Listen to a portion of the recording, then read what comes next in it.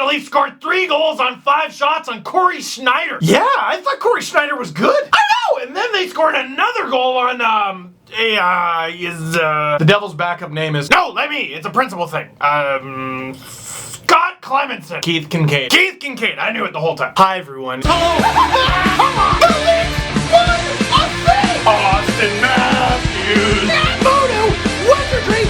Well, time for a rebuild. This team is ruining my life. Leafs win! Man, I'm getting sore doing that so much lately. 4-2 over the New Jersey Devils. Merry Christmas. I got you something. It's a little bit late, but I think you're really gonna like it. Close your eyes. I want to show you. This is a surprise. I know you're watching a video. Just close your eyes. Okay. Keep them close. Keep them close. All right. Open them in 3, 2, 1.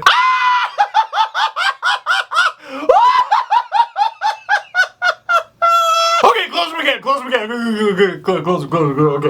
Open them again.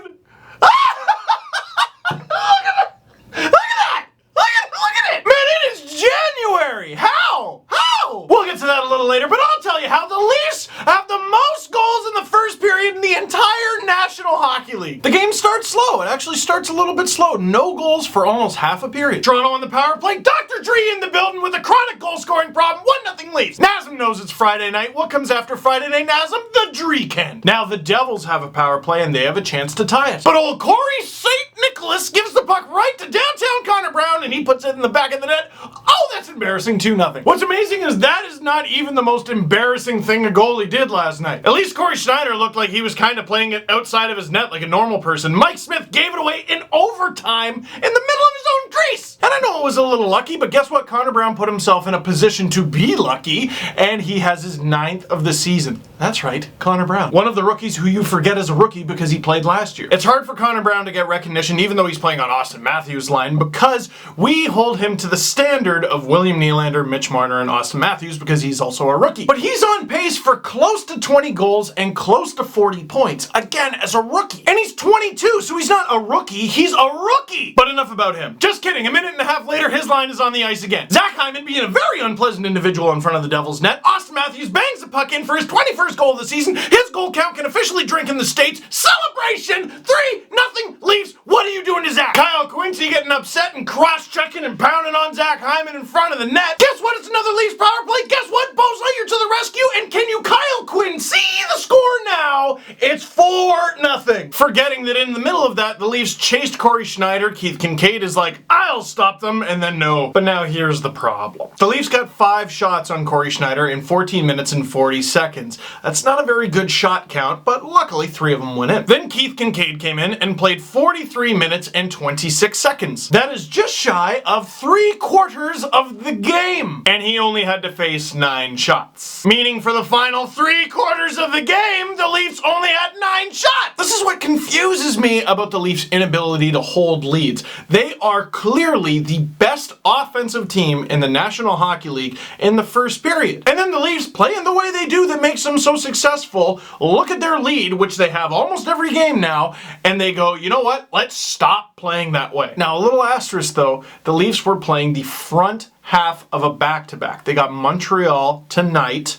That's a very difficult matchup, and you're up 4-0. If there was ever a time you would hope you'd be able to take your foot off the gas a little bit, it'd be then. Geez, I'm even thinking stupid stuff like, you're up 4-0, just throw Antoine Bibeau in there. Second period comes, and the Leafs don't allow a goal. It goes off without a hitch. I'm like, all right, maybe let Bibeau play the third. First half of the third period goes by. I'm like, all right, the Leafs haven't gotten a shot, but the Devils don't look that great. Okay, I think they're going to be okay.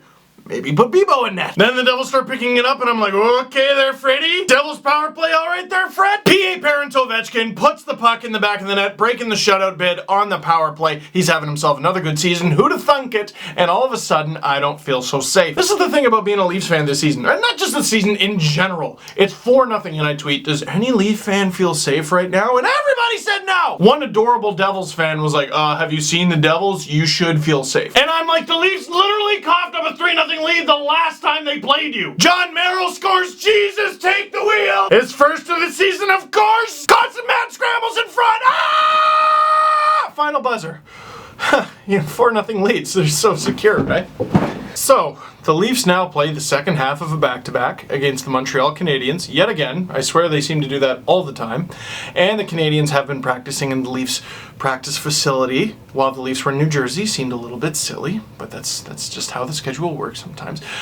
However, if there was ever a second half of a back-to-back, I would expect the Leafs to look decently rested.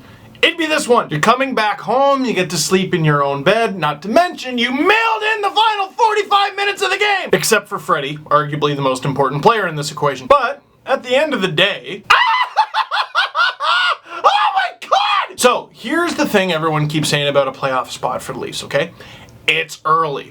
And those people are absolutely right. It's not even halfway through the season yet. 41 games in is halfway through the season. We're not there yet. But before the season began, I was thinking the Leafs' most likely scenario for being in a playoff spot is if they win one of their first 2 games. And you look at the standings and whoever has 2 points or more, oh look, they're in a playoff spot, ha! And then never again. We're talking about a rookie-laden team who finished last year. But now here's the thing. Leafs are 3rd in the Atlantic. A Leafs win tonight and an Ottawa loss would put the Leafs 2nd in the Atlantic. The Leafs leapfrogged the Bruins and have played far fewer games than the Bruins. Tampa is still a very strong team, but they've had a lot of injuries. And just like the Lightning, I think the Panthers are a better team than their record shows because of the injuries. But whether it's early or it's not even halfway or whatever, the Leafs are currently in a playoff spot. Which means if they do not make the playoffs, it will be because they fell out of a playoff spot. So at the beginning of the season, if you would ask me, would you be disappointed if the Leafs missed the playoffs this season? I'd be like, no! Would I be disappointed if the Leafs didn't make the playoffs this season?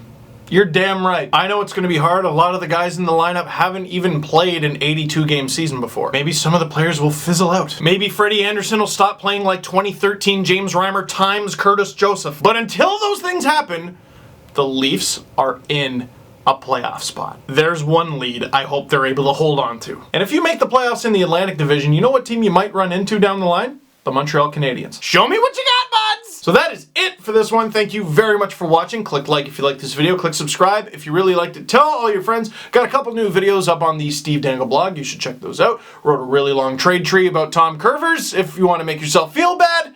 And I will see you tomorrow.